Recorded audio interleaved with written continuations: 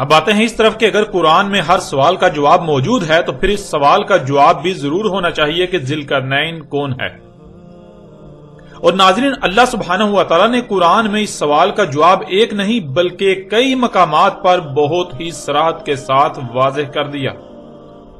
اور ابھی جب حق آپ کے سامنے آئے گا تو آپ کو ان لوگوں کی عقل و ذہانت اور ان کے علم پر حیرانی ہوگی جو دین کے ٹھیکیدار بنے ہوئے تھے اور آج بھی بنے ہوئے ہیں۔ اس کے باوجود وہ اندھے کے اندھے ہیں کہ قرآن میں ایک نہیں دو نہیں بلکہ کئی مقامات پر ذی القرنین کی حقیقت کھول کھول کر بیان کر دی۔ باقاعدہ اس کا کئی مقامات پر نام بھی بتا دیا گیا، نام کے ساتھ اس کا ذکر کیا گیا، لیکن اس کے باوجود یہ لوگ اندھے کے اندھے ہی رہے، ان کو کچھ نظر ہی نہ آیا۔ اس وقت آپ کو سکرین پر سورہ الکہف کی آیت 83 نظر آ رہی ہے، جس میں اللہ سبحانہ و تعالیٰ کا کہنا ہے وَيَسْأَلُونَكَ عَنْ ذِي الْقَرْنَيْنِ قُلْ سَأَتْلُو عَلَيْكُم مِّنْهُ ذِكْرًا۔ وَيَسْأَلُونَكَ یہ 5 الفاظ کا مجموعہ ہے۔ وَيَسْأَلُونَكَ، وا یعنی واو کے معنی اور کے ہیں اور آگے یا کا استعمال ہوا ہے جو خود ہی کا اظہار کرتا ہے، یعنی کہ آگے جس کا ذکر کیا جا رہا ہے وہ ہو رہا ہے، گویا کہ خود ہی ہو رہا ہے۔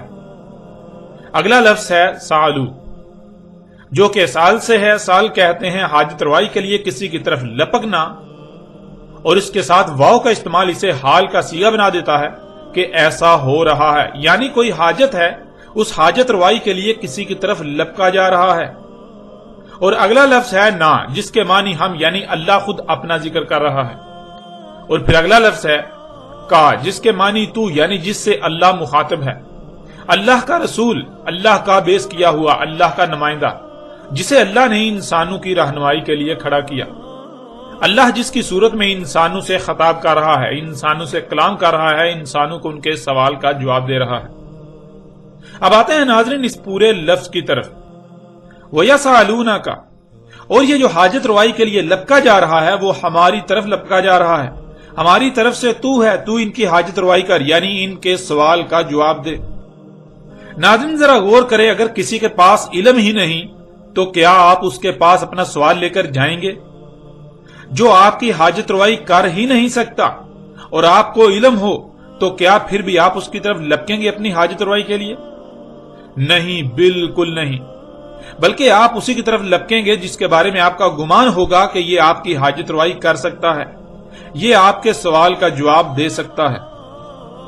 اب ناظرین ذرا غور کریں کہ پہلی بات، قرآن اللہ کا کلام ہے، یعنی اس قرآن میں جو کچھ بھی ہے یہ اللہ کی اول تا آخر تمام انسانوں سے کی ہوئی گفتگو ہے، جسے اللہ سبحانہ و تعالیٰ نے اس قرآن میں آیات کی صورت میں بطور تاریخ درج کر دیا۔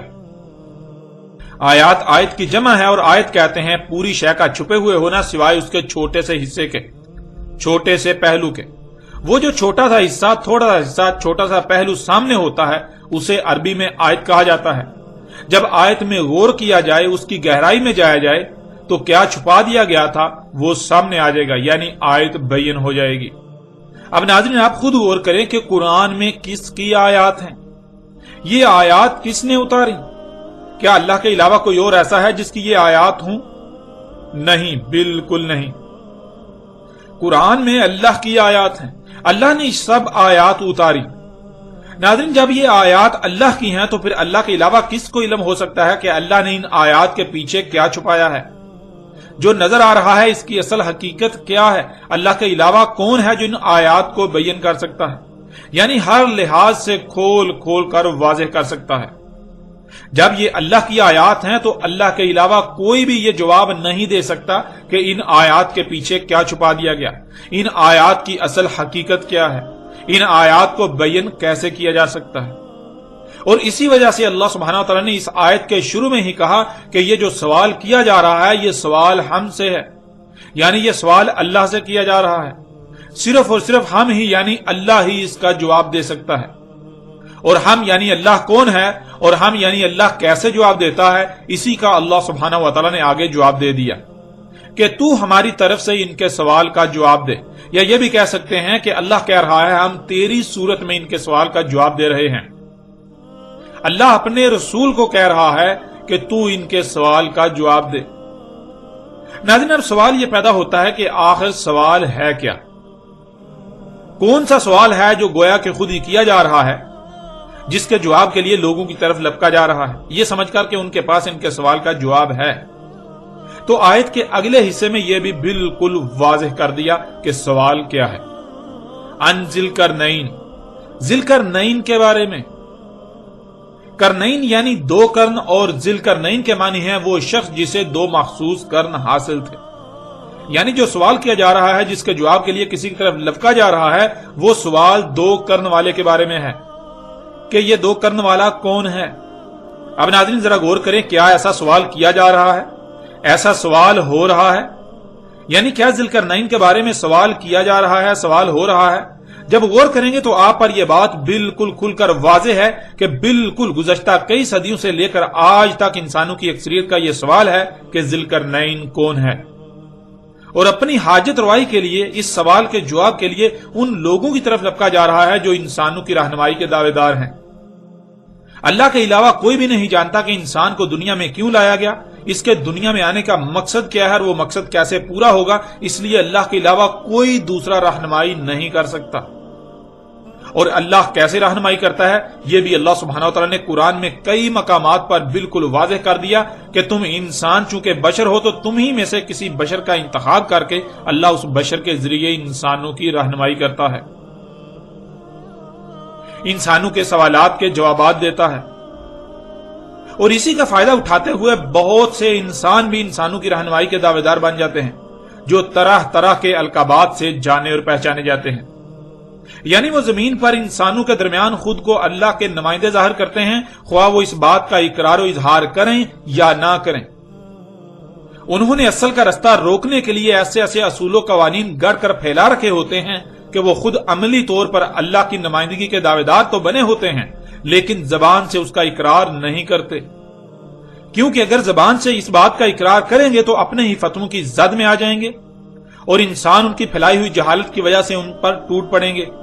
और यही वो नहीं चाहते कि उनका पर्दा चाक हो, उनकी हकीकत क्या है इंसानों के सामने आए। यूं वो जबान से इस बात का तो इकरार नहीं करते, मगर अमलन अल्लाह के नुमाइंदे होने के दावेदार बने होते हैं। और जिस मामले में इंसानों की रहनुमाई अल्लाह के अलावा कोई दूसरा नहीं कर सकता, तो इंसान उन लोगों को अल्लाह का नुमाइंदा तस्वर करते हुए अपने सवाल के जवाब के लिए, अपनी हाजत रवाई के लिए उनकी तरफ लपकते हैं और लपक रहे हैं। और यही अल्लाह सुब्हानहू व तआला ने इस आयत के शुरू में कहा कि ये जो सवाल के जवाब के लिए, अपनी हाजत रवाई के लिए लपका जा रहा है, इंसान अपनी हाजत रवाई के लिए, सवाल के जवाब के लिए लपक रहे हैं, वो हमारी तरफ लपक रहे हैं। इंसानों का सवाल हमसे है, यानी अल्लाह से है। वो इन उलमा, हजरत, शेख, अल्लामा, मुफ्ती वगैरह समेत तरह तरह के अलकाबात से मारूफ तबके की तरफ इसलिए लपकते हैं, उनसे रुजू इसलिए करते हैं, उनकी तरफ अपनी हाजत रवाई के लिए इसलिए बढ़ते हैं क्योंकि इंसान उन्हें अल्लाह का नुमाइंदा समझते हैं। और हकीकत यह है कि ये लोग अल्लाह के नुमाइंदे नहीं हैं। जब ये लोग अल्लाह के नुमाइंदे नहीं हैं तो ये इंसानों के सवाल का जवाब कैसे दे सकते हैं, ये उनकी हाजत रवाई कैसे कर सकते हैं। इंसानों का सवाल हमसे है, यानी अल्लाह से है, और हमारी तरफ से तू, यानी अल्लाह की तरफ से तू हमारा नुमाइंदा है। हम तेरी सूरत में इनके सवाल का जवाब दे रहे हैं। और वो सवाल है दो कर्ण वाले के बारे में। नाज़रीन, आप खुद गौर करें, अगर ये लोग वाकयातन सच्चे होते, ये अल्लाह के नुमाइंदे होते, तो क्या सदियों से चला रहा ये सवाल आज तक सवाल ही रहता?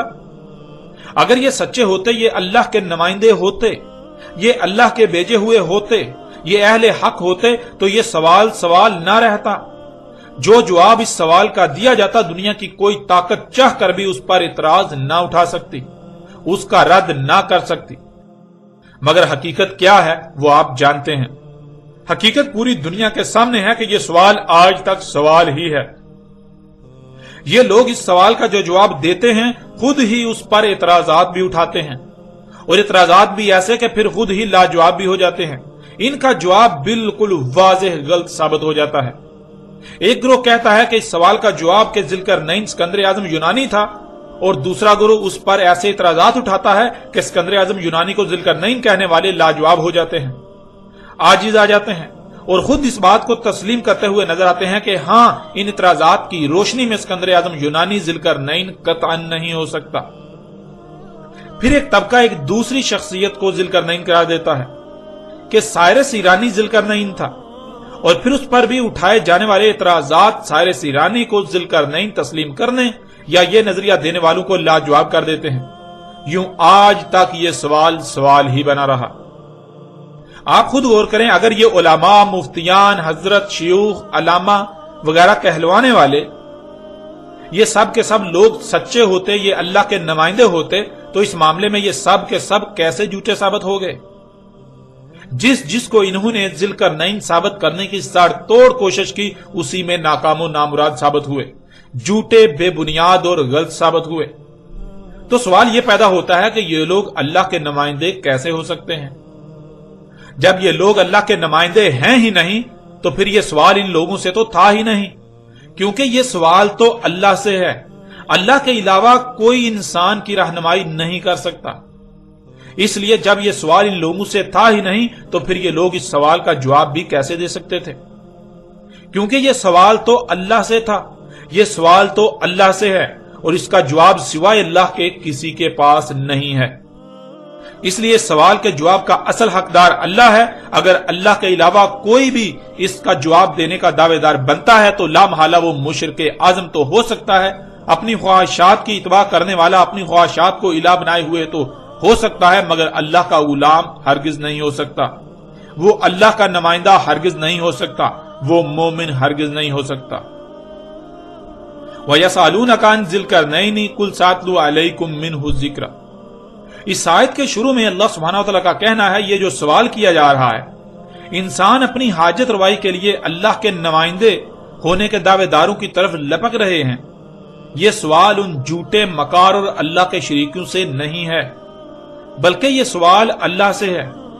انسان چونکہ ان لوگوں کو اللہ کے نمائندے سمجھتے ہیں، اس لیے وہ اپنی حاجت روائی کے لیے، اپنے سوال کے جواب کے لیے ان لوگوں کی طرف لپکتے ہیں۔ اس لیے یہ سوال ان سے نہیں بلکہ یہ سوال اللہ سے ہے، اور اللہ تیری صورت میں ان کے اس سوال کا جواب دے گا۔ سوال ہے ذوالقرنین یعنی دو کرن والے کے بارے میں کہ دو کرن والا کون ہے۔ آگے اللہ سبحانہ تعالیٰ کا کہنا ہے، قُلْ سَأَتْلُو عَلَيْكُمْ مِنْهُ الذِّكْرَ۔ انہیں جواب دو، کہو انہیں ابھی تلاوہ کر رہا ہوں تم پر اس سے یاد دہانی، یعنی جو تمہیں بلا دیا گیا۔ ناظرین، آگے بڑھنے سے پہلے لفظ ذوالقرنین کے بارے میں جان لینا بہت ضروری ہے، اور پھر لفظ ذوالقرنین کی جو بھی وضاحت کی جائے دیکھنا یہ ہے کہ کیا قرآن اس کی تصدیق کرتا ہے یا نہیں، کیونکہ قرآن العزیز الحکیم ہے۔ قرآن میں ترتیب ایسی ہے کہ اگر کسی لفظ کا ذکر کیا جا رہا ہے تو ساتھ ہی آگے اس کی وضاحت بھی قرآن خود ہی کر رہا ہوتا ہے۔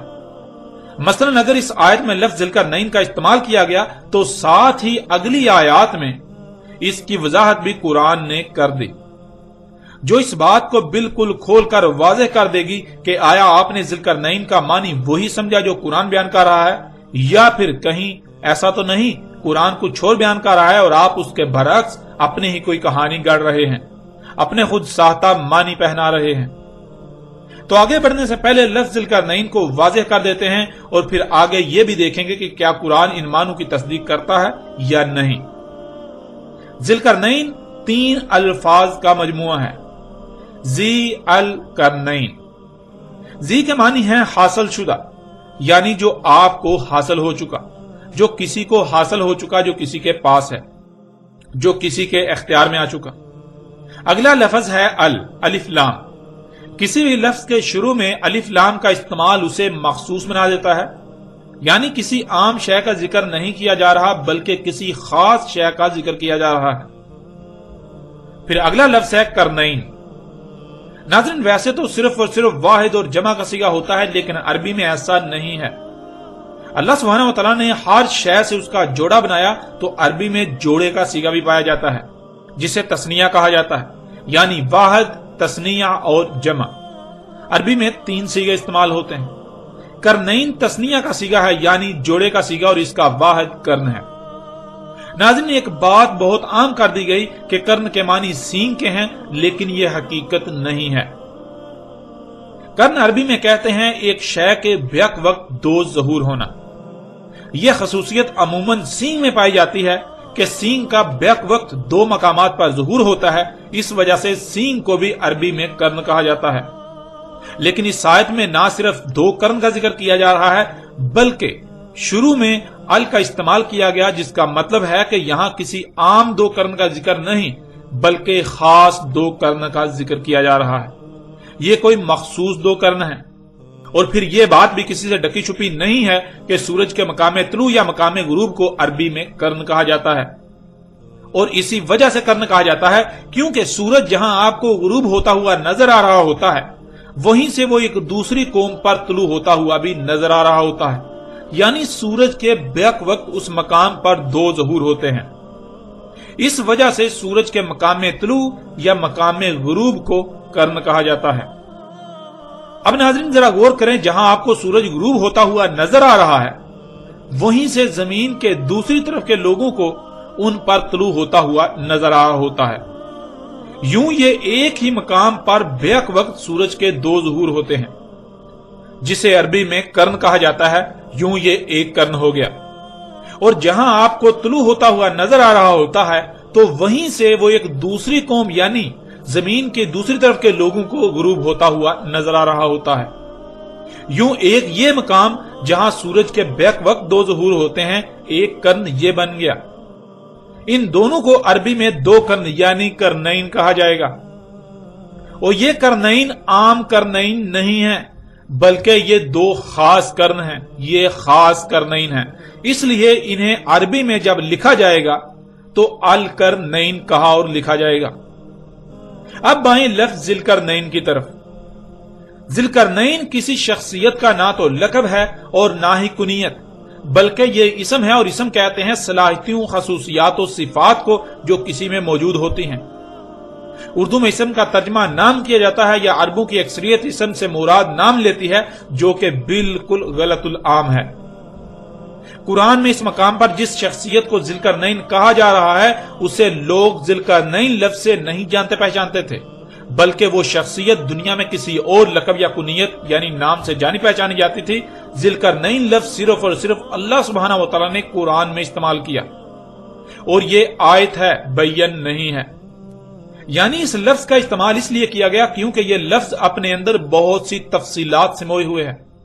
ان تفصیلات کو اگر کم سے کم وقت اور کم سے کم الفاظ یا چھوٹے سے چھوٹے لفظ میں بیان کیا جا سکتا تھا تو وہ صرف اور صرف یہی ایک لفظ تھا۔ اللہ الحکیم ہے، اس لیے اس لفظ کا استعمال اللہ کی حکمت ہے۔ قرآن اللہ کا کلام ہے، اور ذی القرنین خالص عربی کا لفظ، جسے اسی وجہ سے اللہ سبحانہ وتعالیٰ نے اس قرآن میں استعمال کیا کہ کوئی ایسی شخصیت جسے یہ دو قرن حاصل ہوئے اس کا ذکر کیا جا رہا ہے، ایسی شخصیت جسے زمین کے مغرب و مشرق تک حاصل ہوئے۔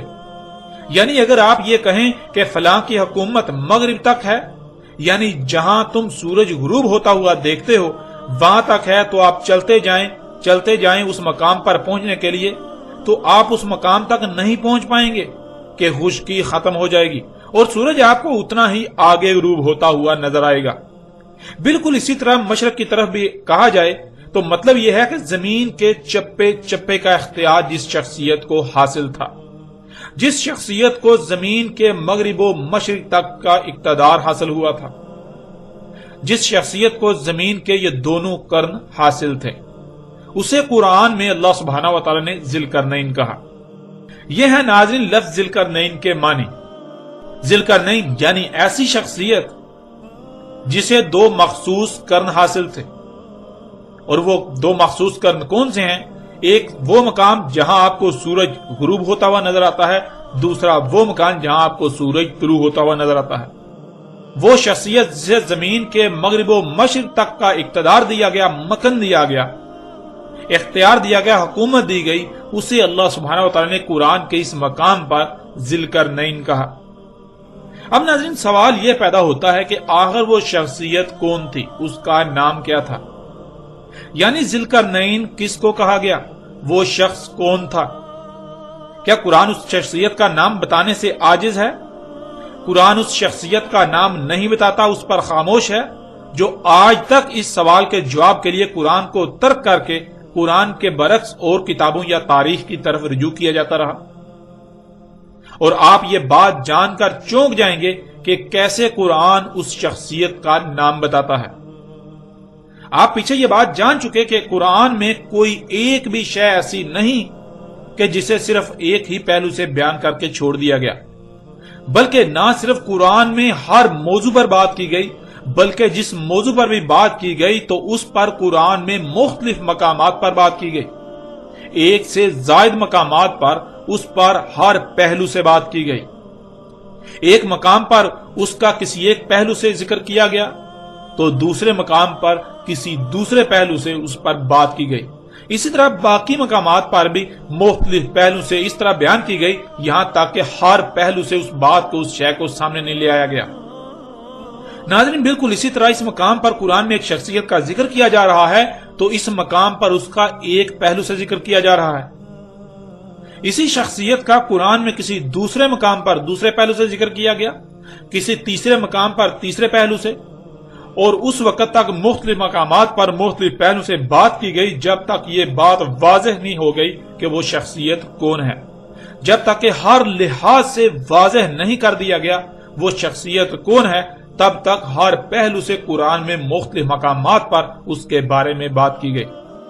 اور جب یہ بات آپ پر واضح ہو جائے گی کہ وہ شخصیت کون ہے تو آپ پر یہ بات بھی بالکل واضح ہو جائے گی کہ سوال اس وقت بنی اسرائیل کی طرف سے ہی تھا، لیکن انہوں نے اس وقت جب سوال کیا تو لفظ ذوالقرنین کا استعمال نہیں کیا تھا، بلکہ انہوں نے اس شخصیت کا وہی نام استعمال کیا جس نام سے وہ شخصیت جانی پہچانی جاتی تھی، مگر قرآن میں اللہ سبحانہ و تعالیٰ نے اس کے لیے لفظ ذوالقرنین کا استعمال کیا، اور اس بات کی وضاحت بھی اسی آیت میں موجود ہے۔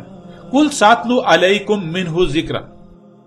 ناظرین، ذکر کہتے ہیں جسے بھول چکے اسے یاد کرنے کو، اور بھولا اسے جاتا ہے جو پہلے یاد ہو یا یاد کروا دیا گیا ہو۔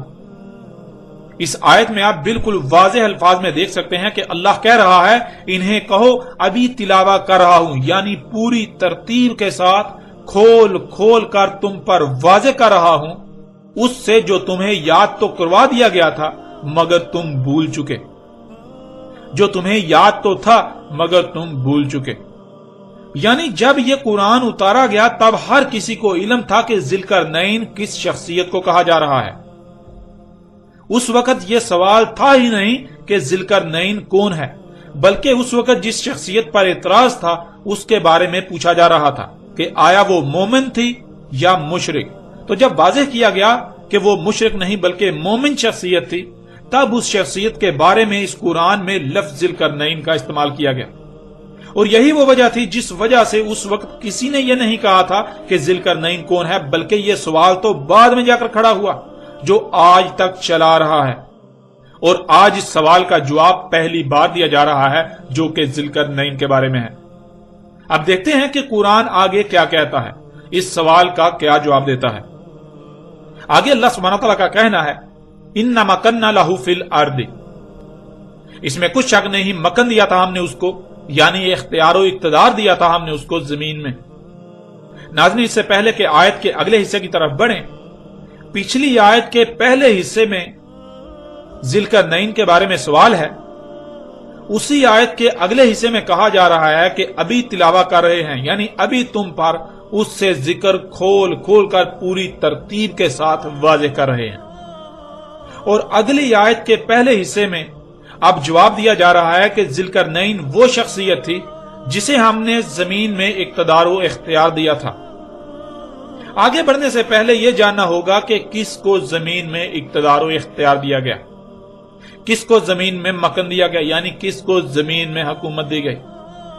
اور آپ جانتے ہیں کہ زمین میں تو بہت سو کو اختیار و اقتدار دیا گیا، حکومت دی گئی، کوئی ایک شخصیت تو ہے نہیں، لیکن یہاں تک قرآن نے اتنا واضح کر دیا کہ ذوالقرنین ان لوگوں میں سے ہے، ان شخصیات میں سے ہے جن کو زمین میں مکن یعنی زمین میں اقتدار و اختیار حکومت دی گئی تھی۔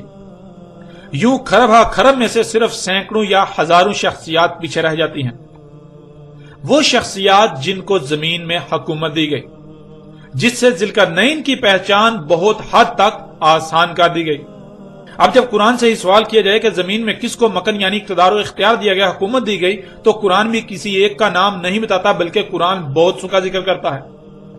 تو اب سوال یہ پیدا ہوتا ہے کہ اے اللہ، مکن تو زمین میں بہت سو کو دیا گیا، آخر ان میں سے وہ شخصیت کون سی ہے، اس کا نام کیا ہے جسے یہاں پر ذوالقرنین کہا گیا؟ جب یہ سوال کیا جائے تو اسی آیت کے اگلے حصے میں اس سوال کا جواب بھی دے دیا گیا، وَآتَيْنَاهُ مِن كُلِّ شَيْءٍ سَبَبًا، اور دیے تھے ہم نے اس کو تمام کی تمام اشیاء سے اسباب، یعنی ہر شے سے سبب دیا تھا۔ اب ناظرین ذرا غور کریں کہ سوال تھا ذوالقرنین کے بارے میں، تو اس سوال کا جواب دیا گیا کہ ابھی جواب دیتے ہیں، ابھی جواب دے رہے ہیں۔ تو اگلی آیت میں جواب دیا گیا کہ ذوالقرنین وہ شخصیت ہے جسے ہم نے زمین میں مکن یعنی اقتدار و اختیار حکومت دی تھی۔ لیکن یہاں پھر سوال پیدا ہوا کہ زمین میں حکومت تو بہت زیادہ شخصیات کو حاصل ہوئی، آخر ان میں سے وہ کون سی شخصیت ہے، اس کا نام کیا ہے؟ تو آگے اس سوال کا جواب بھی دے دیا گیا کہ وہ شخصیت ہے جسے ہم نے ہر شے سے اسباب دیے تھے، من کلی شیء سے دیا گیا۔ اب اللہ سبحانہ و تعالیٰ سے سوال ہے کہ وہ کون سی شخصیت ہے جسے من کلی شیء یعنی ہر شے سے دیا گیا، تو اللہ سبحانہ و تعالیٰ نے اس سوال کا جواب بھی قرآن میں رکھ دیا۔ اب قرآن میں لفظ من کلی شیء کو تلاش کریں، جب قرآن میں لفظ کلی شیء کو تلاش کیا جائے تو 126 مقامات پر آپ کو لفظ کلی شیء ملے گا، اور ان میں سے من کلی شیء کو تلاش کیا جائے تو صرف 6 مقامات پر من کلی شیء کے الفاظ ملیں گے۔ ان 6 مقامات پر کسی کو من کلی شیء سے دیا گیا، اس کا ذکر 3 مقامات پر ملے گا۔ پہلا مقام یہی سورہ الکہف کا مقام ہے جو کہ سوال ہے، اور دوسرا مقام سورہ نمل کی آیت نمبر 16 ہے، جس میں سلیمان علیہ السلام کا ذکر کیا جا رہا ہے، اور سلیمان علیہ السلام خود اس بات کا اقرار کر رہے ہیں کہ انہیں من کلی شیء سے دیا گیا۔ پھر تیسرا مقام سورہ نمل ہی کی آیت نمبر 23 ہے، جس میں ایک عورت کے بارے میں کہا گیا جسے ملکہ سبا کے نام سے جانا جاتا ہے، اسے من کلی شیء سے دیا گیا۔ تو ناظرین سوال تھا کہ وہ شخصیت کون ہے، اس کا نام کیا ہے جس کو من کلی شیء سے دیا گیا؟ تو قرآن نے صرف اور صرف 2 ہی شخصیات کا ذکر کیا، ان میں سے پہلی شخصیت ایک مرد اور دوسری شخصیت ایک عورت ہے۔ اللہ سبحانہ و تعالیٰ نے مرد کا باقاعدہ نام بیان کیا کہ وہ سلیمان علیہ السلام ہیں، اور عورت کا نام بیان نہیں کیا، اور ویسے بھی ذوالقرنین ایک مرد تھے نہ کہ عورت۔ تو اگر ذوالقرنین ہیں تو وہ اللہ سبحانہ و تعالیٰ کے کلام قرآن کے مطابق سلیمان علیہ السلام ہیں۔ سلیمان علیہ السلام ہی وہ شخصیت ہیں جسے زمین کے انگ انگ پر اقتدار و اختیار دیا گیا، زمین کے انگ انگ میں حکومت دی گئی، جنہیں زمین کے دونوں مخصوص کرن حاصل تھے، یعنی زمین کے مغرب و مشرق تک ان کی حکومت تھی۔ یوں ذوالقرنین جس کو 2 مخصوص کرن حاصل تھے وہ سلیمان علیہ السلام تھے، نہ کہ کوئی اور۔ ناظرین یہاں تک اگر غور کیا جائے تو قرآن نے اپنے دعوے کے عین مطابق اس سوال کا بالکل کھول کر جواب دے دیا کہ ذوالقرنین سلیمان علیہ السلام ہیں۔ سلیمان علیہ السلام ہی وہ شخصیت ہیں جنہیں زمین کے مغرب و مشرق تک کی حکومت دی گئی، اقتدار و اختیار دیا گیا، مکن دیا گیا، جنہیں زمین کے 2 مخصوص کرن حاصل تھے۔ اللہ سبحانہ و تعالیٰ نے قرآن میں نہ صرف ہر سوال کا جواب رکھ دیا بلکہ اسے ہر پہلو سے پھیر کر انسانوں کے سامنے لے آئے مسئلوں سے۔ وہ لوگ جو قرآن کو چھوڑ کر اس کا متبادل کرتے ہیں، پھر ان متبادل کی طرف رجوع کرتے ہیں اپنے مسائل کے حل کے لیے، تو قرآن کے علاوہ کون ہے جو ان کے کسی بھی سوال کا جواب دے سکے؟ اگر کوئی ہے تو جائیں اس سے جواب حاصل کر لیں اگر یہ لوگ سچے ہیں۔ اب آپ خود غور کریں کہ جب اللہ سبحانہ وتعالی نے اس قدر آسان اور واضح الفاظ میں اس سوال کا جواب قرآن میں دے دیا، تو پھر وہ لوگ جو آج تک قرآن کی ترجمانی کے دعوے دار بنے ہوئے تھے اور بنے ہوئے ہیں، جو اللہ کی نمائندگی کے دعوے دار بنے ہوئے تھے اور بنے ہوئے ہیں، اپنے نام کے ساتھ بڑے بڑے القابات لگاتے ہیں، اونچی اونچی مسندوں پر بیٹھتے ہیں، اور لوگوں کے مال سے اپنی اور اپنی ذریت کے پیٹ پالتے ہیں، دین کا لبادہ اوڑھ کر دین کے ساتھ ہی کھلواڑ کرتے ہیں۔ ان کی حقیقت کیا ہے آج آپ کے سامنے ہے۔ ان کو کس نے یہ اختیار دیا کہ جو یہ آج تک کہتے آئے کہ قرآن میں ذوالقرنین کا ذکر تو آیا ہے لیکن یہ نہیں بتایا گیا کہ ذوالقرنین کون ہے؟ یہ ان کو کس نے اختیار دیا؟ کیا یہ لوگ سچے ہیں اور قرآن جھوٹا ہو گیا؟ اللہ جھوٹا اور یہ لوگ سچے ہیں؟ ان لوگوں نے کس طرح اللہ پر اور قرآن پر بہتان تراشی کی، ان لوگوں نے کس طرح اللہ پر بہتان باندھنے کی جرت کی، ان لوگوں نے کس طرح قرآن پر بہتان عظیم باندھنے کی جرت کی۔ ناظرین، آپ جان چکے ہیں کہ اللہ سبحانہ وتعالی نے سورہ الکہف کی ان آیات میں بالکل واضح الفاظ میں بتا دیا کہ ذی القرنین کون تھا۔ وَيَسْأَلُونَكَ عَنْ ذِي الْقَرْنَيْنِ، سوال کیا جا رہا ہے ذی القرنین کے بارے میں، اور آگے کیا کہا جا رہا ہے؟ قُلْ سَأَتْلُو عَلَيْكُم مِّنْهُ ذِکْرًا، آگے کہا جا رہا ہے کہ ان کو کہو ابھی تم پر تلاوت کر رہے ہیں، کھول کھول کر واضح کر رہے ہیں اس سے ذکر، اس سے یاد دہانی، یعنی کہ ذی القرنین کون ہے ابھی بتا رہے ہیں۔